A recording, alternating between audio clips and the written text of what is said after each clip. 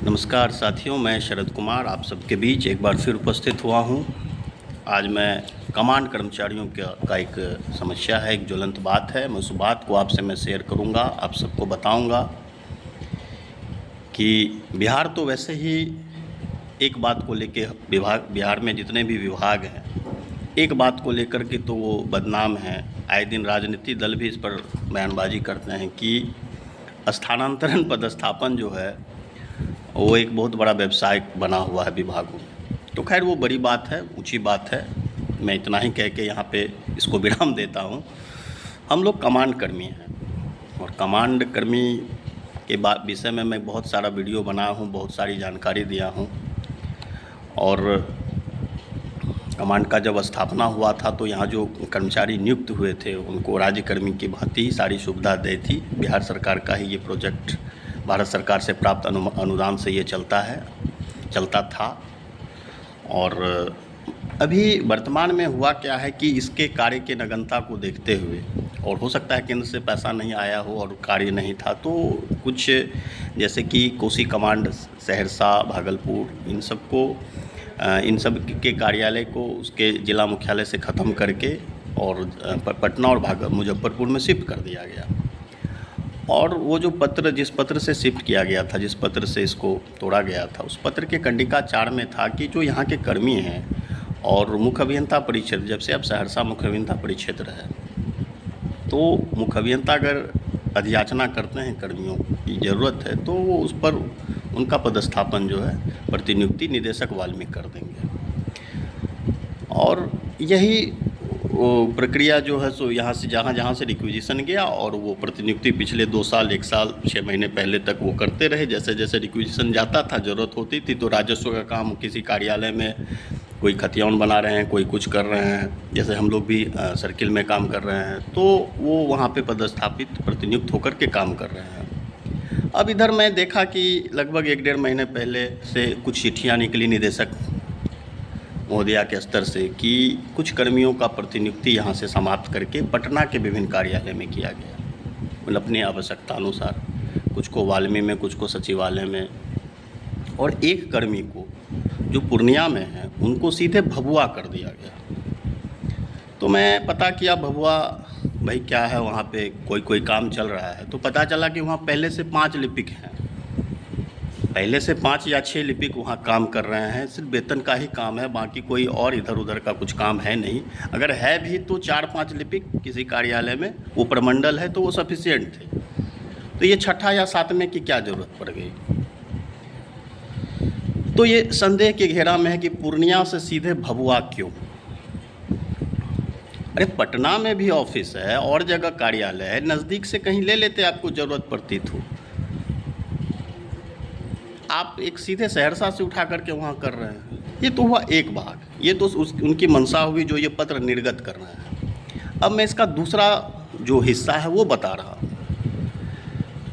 जब ये वाल्मीकि में समायोजन हुआ था 1918 में, तो 1918 के वक्त का ही निकला हुआ ये पत्र है 473। आपको शायद ये दिख नहीं रहा होगा, उल्टा दिखता होगा, फ्रंट कैमरा है, मैं पढ़ के बताता हूँ। इस पत्र के कंडिका 2 में बड़ा स्पष्ट, ये सरकार का निकला हुआ पत्र है, ये जल संसाधन विभाग का निकला हुआ पत्र है, प्रबंधन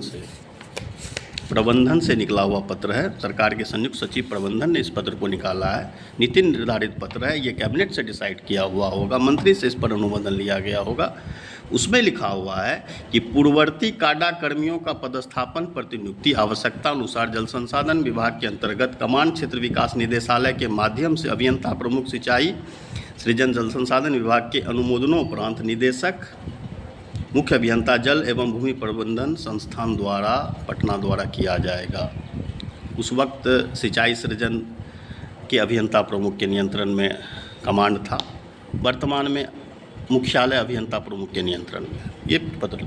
लेकिन उन्हीं के स्तर से इस पर अनुमोदन होगा तभी किसी की का पदस्थापन और प्रतिनियुक्ति भी की जा सकती है।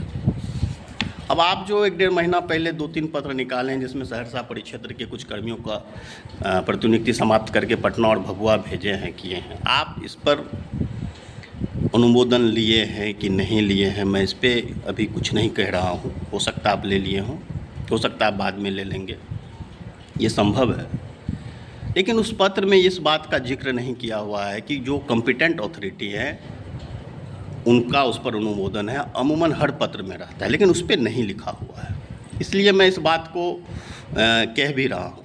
उस पत्र को देखने से लगता है कि वो सीधे निदेशक के स्तर से वो पत्र निर्गत किया गया है। अब इसमें निदेशक महोदया का भी कोई कसूर नहीं होगा, उसमें उनका भी कसूर, चूँकि वो नए आए हैं, कमांड को जानते नहीं हैं, तो वो दायित्व बनता था नीचे के पदाधिकारी का, कर्मियों का, जिसमें ऐसे होना चाहिए, ये पत्र निर्गत है, इसमें ये होना चाहिए। आप पिक एंड चूज किए, उठाए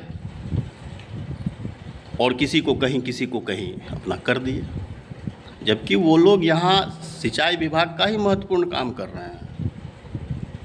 किन्हीं के जिम्मे खतियान बनाने का काम था, किन्हीं को प्रभार दे दिया गया, क्योंकि 6 महीना, साल भर, 1.5 साल पहले वो आए ही थे। अब ऐसा नहीं है कि कमांड कर्मचारी का जो सेवा शर्त बना हुआ है, अब आप कहिएगा कि आप बिहार सरकार, आप कमांड कर्मी है, तो कमांड कर्मी के लिए जो सेवा शर्त बना हुआ है, उसके सेवा शर्त में भी प्रतिनियुक्ति स्थानांतरण का नियम बना हुआ है, और वो नियम बिहार सरकार सामान्य प्रशासन विभाग के द्वारा निर्गत नियम का ही अनुपालन करना है। आप ये नहीं कह सकते हैं। ये अल्प अवधि में, वो भी चलिए 1-2 लोगों का हो सकता है, आपने लगभग 5-7 लोगों का निकाला है, प्रतिनियुक्त कर्मी को प्रतिनियुक्त कर रहा है। मैं देखा कि मुजफ्फरपुर से चतुर्थ श्रेणी को कोई एजाज जी हैं, आप वो डिवीज़न से प्रतिनियुक्त वहाँ थे, वहाँ से प्रतिनियुक्त कर दिए फिर वाल्मी में।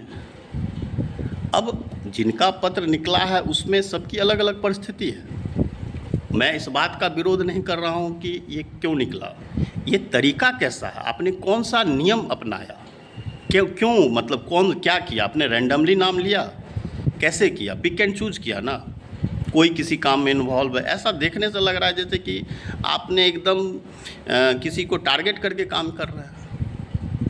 ऐसे जो 7-8 लोगों का पत्र निकला, उसमें 3-4 लोग को कंफर्टेबल थे, वो खुशी खुशी चले भी गए, उनको पटना मिल गया, उनका हाउस रेंट बढ़ गया, सरकार का वित्तीय बोझ बढ़ गया, सरकार का वित्तीय बोझ बढ़ा, उनका हाउस रेंट बढ़ गया, और पटना जैसे शहर में वो नौकरी करेंगे, सचिवालय जाएंगे, उनके लिए कोई दिक्कत नहीं है। अब दिक्कत उसमें से कुछ लोगों को जिनकी स्थिति अनुकूल नहीं है, प्रतिकूल है, तो उनको दिक्कत हुई है, वो आवेदन दिए, उनके आवेदन को पुनर्विचार के लिए सरकार के पास, पुनः निदेशक के पास मुख्य अभियंता के माध्यम से भेजा गया है, क्योंकि वो काम कर रहे हैं। तो और इस संबंध में हम लोग मिले भी थे, जो रिप्रेजेंटेशन हुआ था उस समय हम लोग मिले भी थे, इस बात का अनुरोध भी किया गया था। लेकिन अब सवाल है कि इस तरह का व्यवस्था कमांड कर्मी क्यों बर्दाश्त करेगा, ये एक तरह का शोषण हुआ। तो इस शोषण के खिलाफ हम लोग हैं, संगठन है, मैं हूँ, चाहे जो भी हूँ, कि वही कंफर्ट जोन में चले गए, मुझे कोई दिक्कत नहीं, आप चले जाइए, वो अपनी स्वेच्छा से जा सकते हैं। आप एक बार कॉन्सेंट क्यों नहीं लेते हैं? बहुत सारे साथी हैं जो पटना भभुआ जाना चाहते हैं, आप उनका क्यों नहीं करते हैं? आज पूरे बिहार में जितने नवनियुक्त लिपिक हैं, राजस्व कर्मचारी हैं, पंचायत सचिव हैं, वो गृह जिला के लिए लड़ रहे हैं, और उनका पैतृक विभाग उनको ये अधिकार दे दिया है, लिखित में दे दिया है कि आप गृह जिला में रहेंगे। हम अल्प वेतन भोगी हैं, हम पदाधिकारी नहीं हैं। मैं बार बार कहता हूं, हम लोग ऑफिसर्स नहीं हैं, हम लोग अल्प वेतन भोगी हैं, हमारा वेतन कम है। आप हमको स्थानांतरण भत्ता नहीं देते हैं, आप प्रतिनियुक्त कीजिएगा तो स्थानांतरण भत्ता तो नहीं दीजिएगा, वो भी जब मन होता है तब कर देते हैं। 2-2 जगह एस्टेब्लिशमेंट कैसे चलाएगा, उसका परिवार कैसे चलेगा? ज़मीन बेच के फिर ऐसी नौकरी ही क्यों करनी है? अपना घर ज़मीन बेच करके वो कमाएगा खाएगा, फिर ये नौकरी क्यों वो कर रहा है? ज़मीन बेच के अपना घर पे रहेगा, छोड़ देगा नौकरियाँ। तो साथियों, ये सारा सवाल उभर के आ जाता है। मैं सोचा आप लोगों से इस बात को मैं शेयर कर दूं कि ये पत्र का अवहेलना हुआ है, कमांड के लिए ही निकला हुआ ये पत्र है सरकार का। कुछ पदाधिकारी जानकारी के अभाव में, मैं ये नहीं कहता हूँ जानबूझ करके, उनकी नीयत पे मैं सवाल नहीं उठाता हूँ, लेकिन किसी की नीयत तो ज़रूर खराब है जो शोषण करना चाहते हैं। वो कौन है, वो उसने चिन्हित करने की ज़रूरत है। धन्यवाद।